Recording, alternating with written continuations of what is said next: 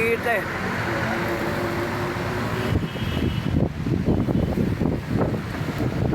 Oo. Taas oh. Bahay ng bubuyog. Ano ba yan? Bahay ng bubuyog yan? Oo. Ang taas ah. Sabi ni Kylie, ano na yan? Yan oh, ang taas eh oh. Isipin mo yung puno na yan oh. Ang laki niyan oh.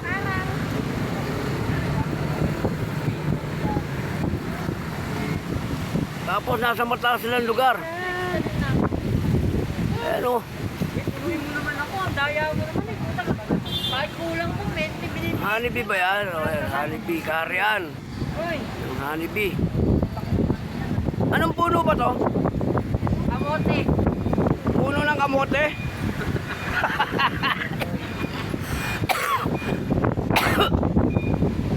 Puno ng kamote pala eh. Taas oh. Ang taas naman ang puno ng kamote na to.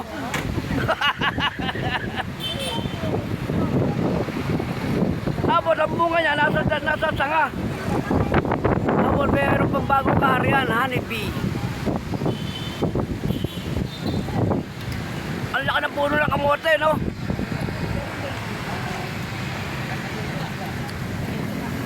Tatabingan na yung ating area, eh, no?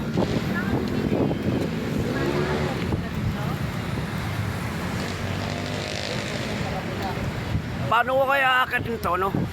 Taas eh. Natatabingan, no? Ang taas ng puno, oh. Ayan. Eh, isipin mo yan, ang taas niyan.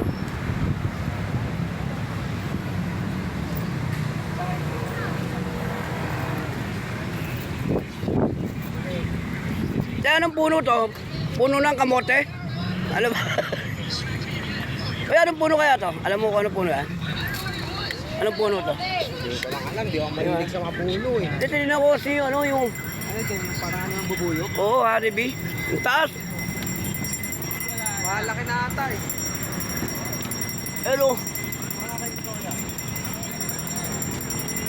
Grabe ang taas. Taas ang kanilalagyan nila oh. Uy, sakit, tawagan mo ako mamaya. Okay. Lilimig ka agad eh. Eh, yung mahal na hari. Ating presidente, teka. Eh, malaboy.